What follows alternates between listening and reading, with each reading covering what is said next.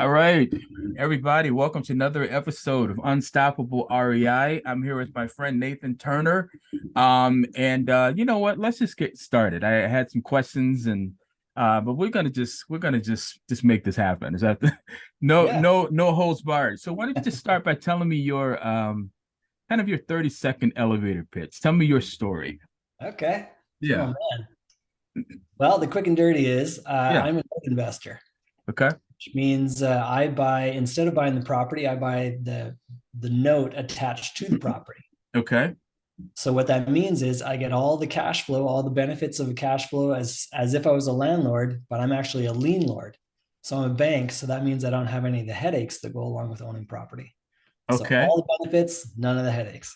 Nice. Now, interesting you say that because I think that phrasing has been used for other methodologies in real estate, Yeah, like lease options and sure. whatever. Yeah. So what makes what you do truly, all benefits, no headaches? Oh, I mean, like I say, I'm the bank. So I go in and I'll buy, like I said, it's the mortgage. So not the property. I Yeah. don't own the property, and ideally, I never own the property. Okay. Uh, but it's a way that I can own the debt attached to the property, so that I can control it without having to worry about the house itself. So like all the things like tenants, toilets, Yeah. termites, trash, none of that's my None problem. of that.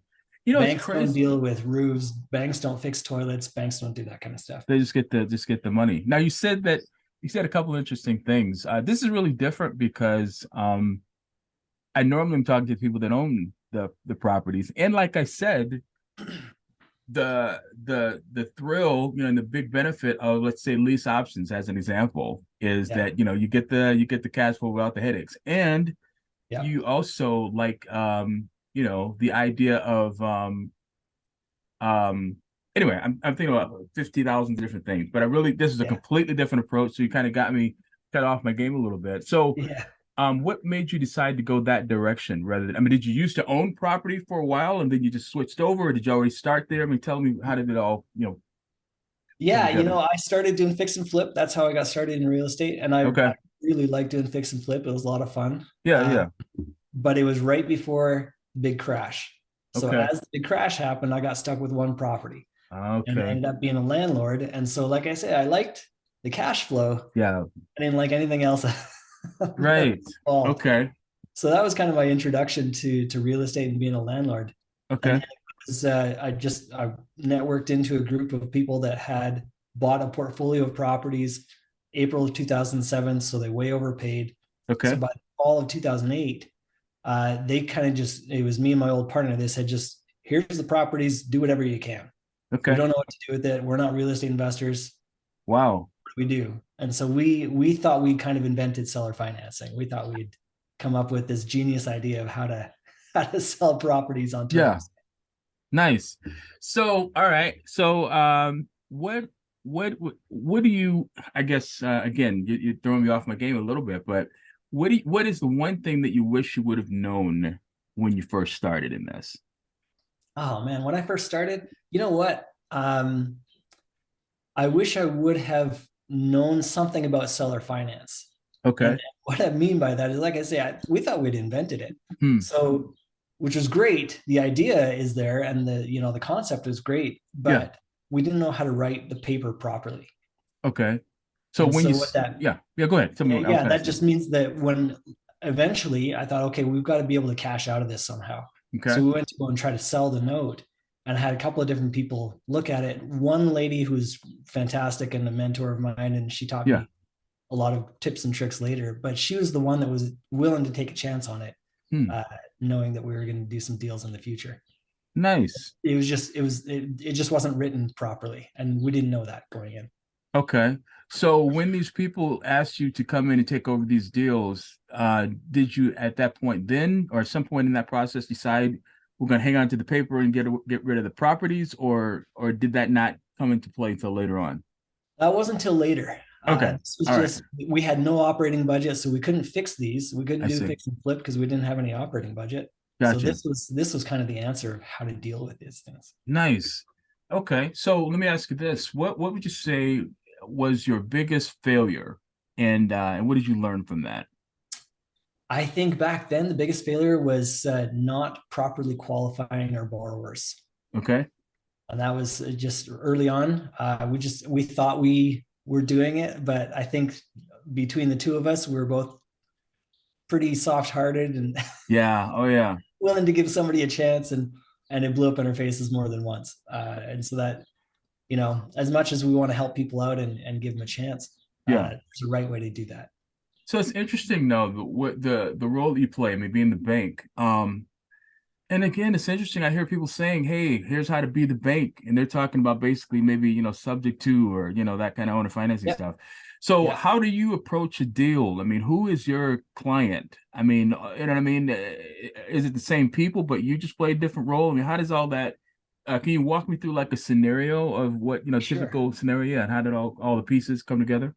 Yeah. So what you mentioned, like subject to guys like that. That's a big chunk of people that I'm actually trying to approach now, and Okay. I've been able to approach a bunch of them. All the work of creating the note, what I've kind of come around to over the years is I'm going to let somebody else create the note. Okay. I just want to buy the note. Got it. So once it's already been taken care of and payment stream is happening and everything else, that's when I'll take over.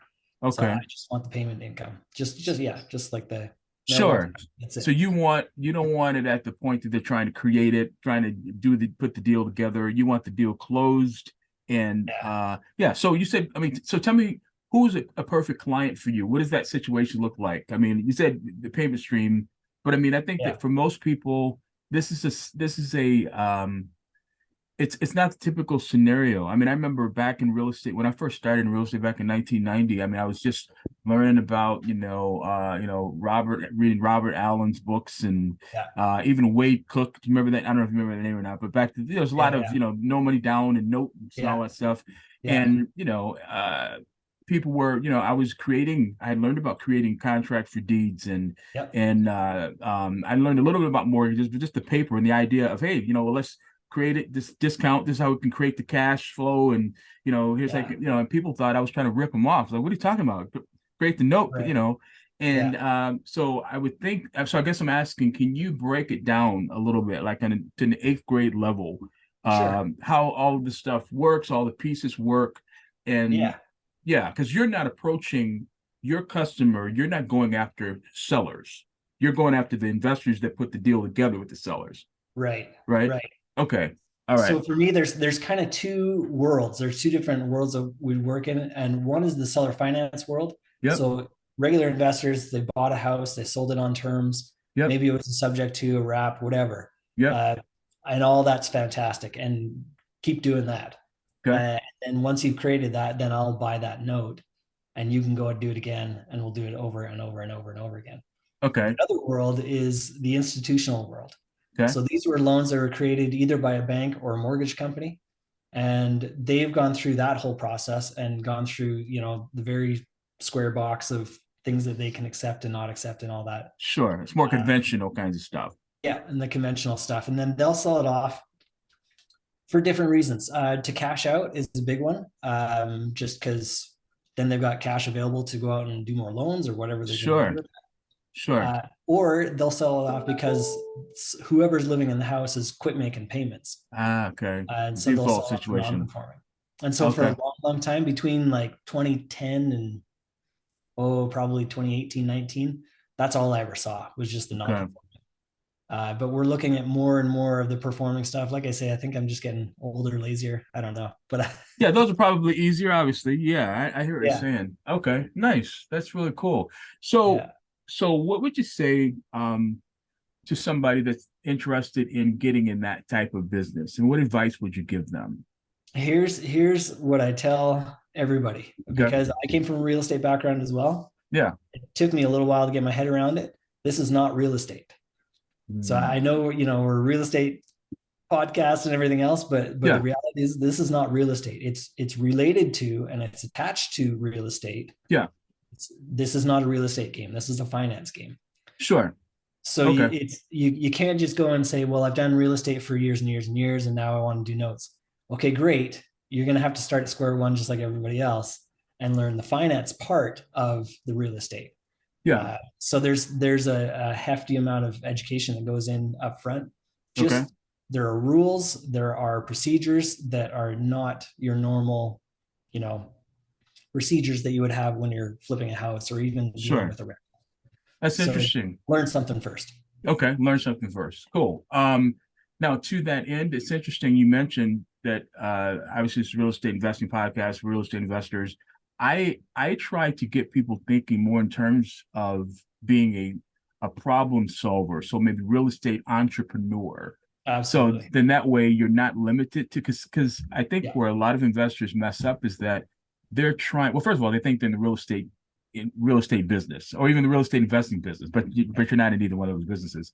And then so you are only coming to the table with one solution. You know what I mean? Right. Buy at a discount, get all cash, 7 days. You know what I mean? And so I appreciate what you're saying about learning and being open to something new because that's you expand. Even considering yourself a real estate problem solver, Yeah. you're expanding your focus. It's like just having a conversation with someone to figure out because maybe selling their house is not even what they want. That might not even be the thing that solves their problem. You know what I mean? Yeah, exactly. So, Yeah. but anyway, so I couldn't agree more. Absolutely. okay. So with regard Yeah. to learning, what resources have been best for you? I mean, if you had to pick the top, like 2, 3 resources, what would they be?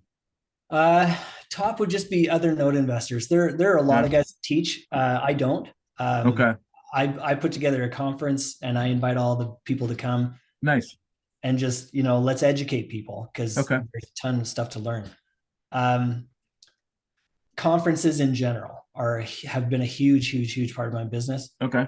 Even more than in real estate. I know it's true in real estate, even more so. This is very much a relationship business. So you've got to not just know the people, but like get together, go out and have some drinks, have dinner Yeah. together. It makes a world of difference. I can Sure. say that from personal experience. And then number 3, I think, is just learn the financial calculator, which Ah. before I got into notes, I didn't even know there was such a thing. Now, when you say financial calculator, that rings a bell. Like, so I come from in 1990, I got my real estate license. I have long given that up. Interesting side note, in 1990, to show you how far in the dark ages it was, having the computerized multiple listing service was an option. Everybody, the norm was to have the books. So we all had the books, But anyway, you mentioned the calculator. So what that means to me from back in those days, I was also a mortgage broker for a short amount of time. But it means the HP12C. Is that? I use the brother of that one. I use the HP 10B2. But that just, it keeps me up at night thinking about all those different formulas, and that's back in the days of MapQuest. You didn't even have Google. I mean, so all right. So, but that's the key is the finance, and it's the money behind it. It's not even just it's not even the property. It's just the money behind it. Okay. Right. So like for example, I'll get a note. It doesn't even matter. Seller finance, performing, non-performing, whatever. Let's say for whatever reason, at some point during that whoever's living in that house, something's come up in their life, and they're going to have troubles making the payment. Okay. So you're as a landlord, you go pay up or else, and you're done. I'm kick you out, right? Exactly. Yeah. With this, then you go back to that calculator and you go, okay, you can't do $800 a month. Could you do $600? And you say, okay, if we do 600, we can do that. We can stretch out that amortization. We can adjust your interest rate. We can, play around until we get to something that makes sense for both of us. And you can stay in your home, and I can continue to make, collect payments without having to take back a property. That's high level. You know what I mean? It's another level because again, but I guess it's not too high level. If you are considering yourself a real estate problem solver, because that's just another tool in your tool belt. But if all you have available is, 2, 3 ways to buy a house, or I didn't even say you should buy a house. I mean, if all you have as a solution is buying houses, and even as a landlord, one other option, maybe I'm sure that guy, maybe the landlord maybe could have is, well, why don't I just sell the note? Maybe I'll, maybe we create a note, sell it now, it's cash out. And now, but anyway, my point is that gives people, it just opens up a whole nother door Oh yeah. of options to Yeah. them, which is fantastic. So That's one of who, the things I love about notes is there are yeah, just so many different ways you can take it. And just so much of it plays into your preference. And if you want to do it this way, go for it. If you want to do that kind of note, yeah. do that. So would you say that it's formulaic? In other words, you just need to know what the I don't know what the elements are, the payment, the interest rate, the whatever to structure it. Like you said, the landlord is like, hey, okay, you can't make 800, okay, he's just basically calculating something, okay. But if you can do this amount, then we can stretch to this, and here's how the formula changes. Is that kind of how it works, like formulaic? Yeah, it is. And it sounds intimidating. I know it's a brand new calculator, and my mind goes back to high school with the scientific calculator, Yeah, right. and I want to crawl under a rock. But Right. with the financial, it is a very simple thing to learn. You're using 5 buttons, and that's it. Okay. And if you can Okay. figure out 5 buttons, And that's it. that's it. You got number of payments, you got interest rate, payment amount, present value, and then future value. The fifth one, we don't even usually deal with that one. So it's really Okay. 4 buttons. So it's real easy to learn. Nice.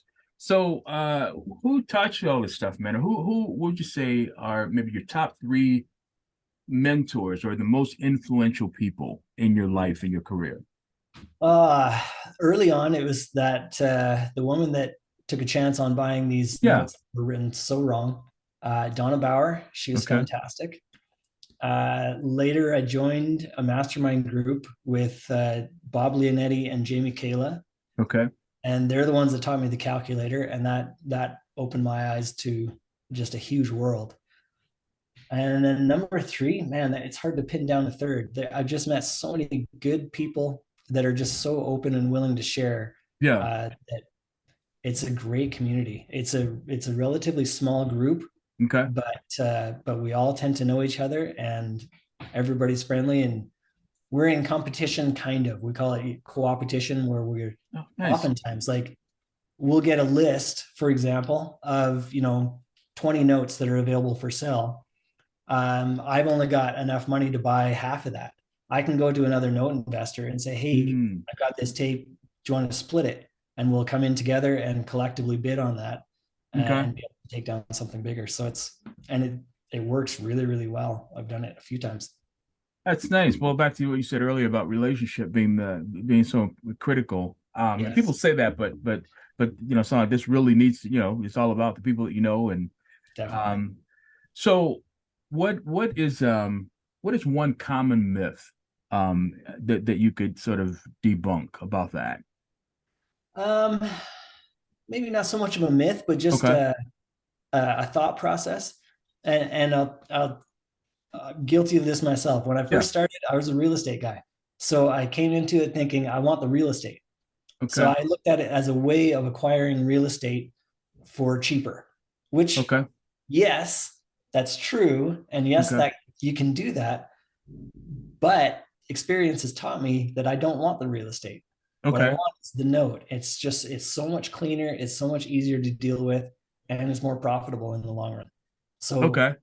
that would be just kind of my advice is get over that hump of thinking that this is real estate. It's Because it's just not. it's real estate related, That's and interesting. And don't go after the house. you said earlier that you didn't want the house, and I thought that, like even banks say, yeah, we don't want your house, make the payment, but you get the Yeah. house, you can sell it. So, but you're saying you really do not want the property. No, I really don't. I really don't. There are very few times where I go into a deal thinking, "Oh, I'd like to take that over." It's almost never. Okay. If I do, there's all kinds of different notes. So I buy lease option, I buy contracts for deed, I buy mortgages, deeds of trust, Okay. reverse mortgages. Wow. Reverse Nice. mortgage is an example where I'll buy that note after the person in the house has already passed away.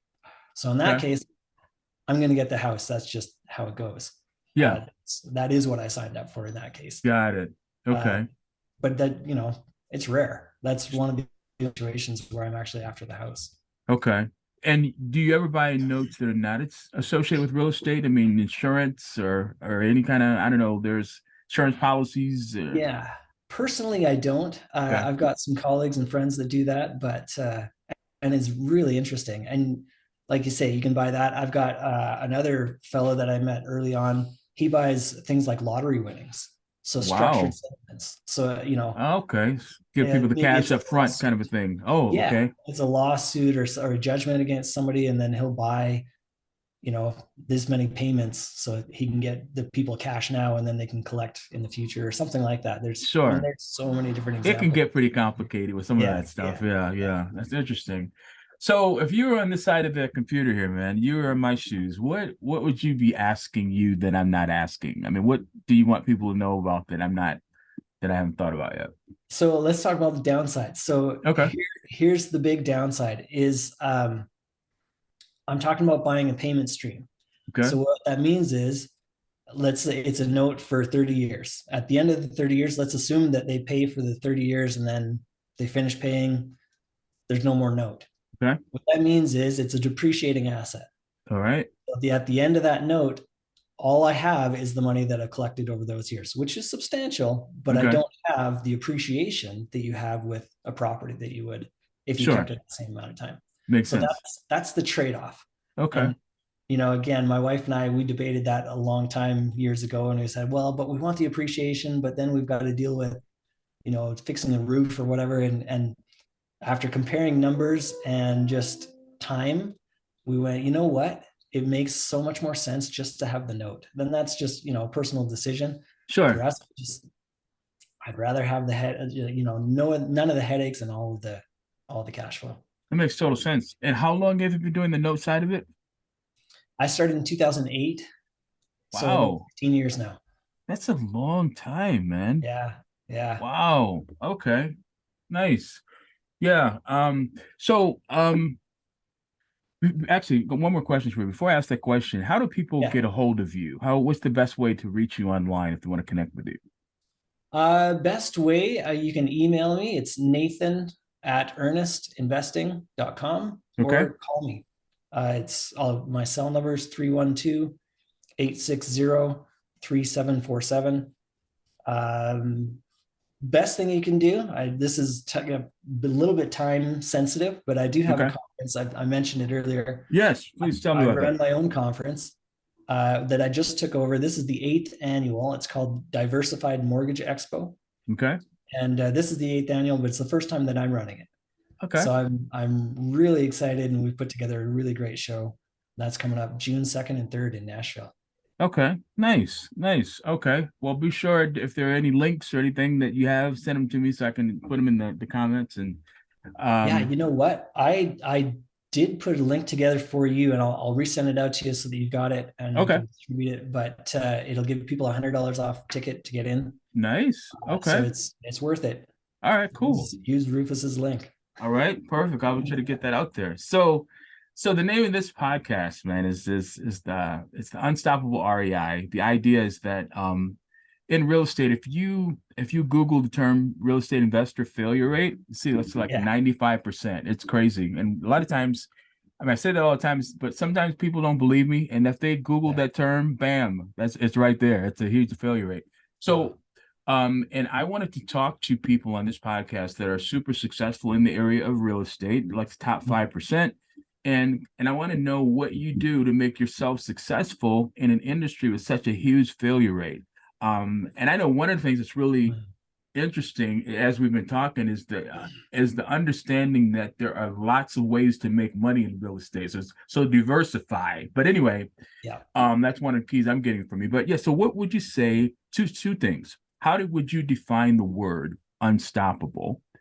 And what are you doing specifically to make yourself unstoppable? So unstoppable, I would say for me, it's you know what, you see an obstacle and you don't care. You just keep going forward no matter what. Nice. And what we were talking about before, it's all about problem solving. And I love that about notes is that they're over my career here the last 15 years, I've twice where everything went completely sideways. Okay. It's extremely rare. And like anything in any kind of investment, you can lose money on it. Yeah. With notes, I find that there are so many different directions that you can go. Yeah. It's very easy to get around whatever that obstacle was. That's much interesting. easier. Okay. So tell Keep me going. about, I wasn't even thinking about this, but what you said that made me think of this. The craziest deal that you're able to put together. We talked about how complicated it could be to buy, half the payments and this and that, whatever. But tell me about a Yeah. real crazy deal that you're able to pull together. You know what? I'll tell you what, one of my favorites, Yeah. where so one of the most profitable and most rewarding exits out of a note Yeah. is you get whoever's in the house to refinance Oh, and nice. pay Okay. me off. Okay.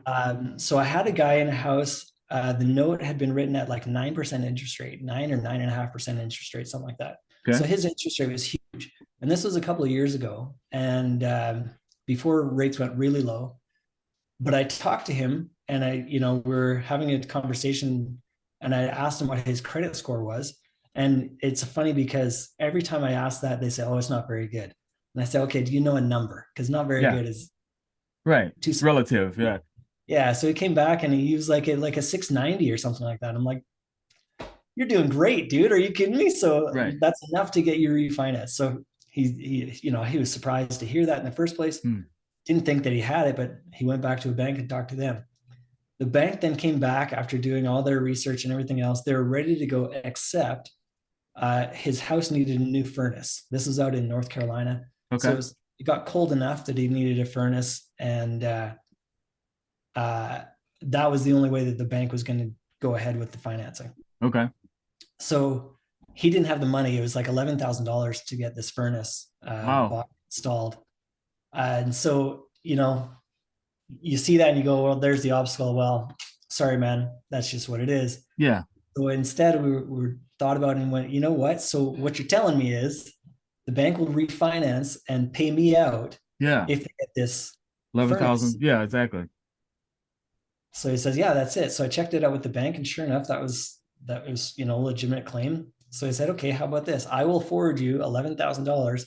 We'll add it into your balance as soon as the bank pays you to do the financing. We'll do the balance of your loan plus that $11,000 to pay back that furnace. And that's what we did. And so it turned into a fantastic return for me. Yeah. And he got a new furnace. The bank got a new loan. I mean, win-win-win all around. Yeah. Love that deal. Love that. Man, that's phenomenal. And like we were talking about earlier, if you as an investor went in the door with only, buying a house as your option or selling a house in this case, Yeah. that's Yeah. it. It's like, you're not thinking, okay, how do we solve this problem? And that's a real, it's like, Yeah. would you pay 11,000, $11,000 to make, whatever, some huge payday, 500,000, 100,000, whatever. It's like, yes, Yeah. of course I Yeah. would. So, Yeah. but a lot of people don't think that way, and you just shut off from that if you're just thinking, all cash, 7 day, quick closing. You know what I mean? That's the only Right. option. So Right. that's great. So, man, yeah, I appreciate talking with you. I think that of all the people, and I haven't done this for a super long time. I probably have done about 55, 56 episodes. I've only Okay. talked to probably two or three real estate problem solving minded people like yourself, where it's like creative, Yeah. we're just solving the problem, you know what I mean? Yeah. And it's always great because that's my roots. I started in, just Ron LeGrand, like I said, Robert Yeah. Allen, like super creative, put the deal together, all these different pieces. So I Right. appreciate it. So I would love to talk with you again, man. I think this was Good. great.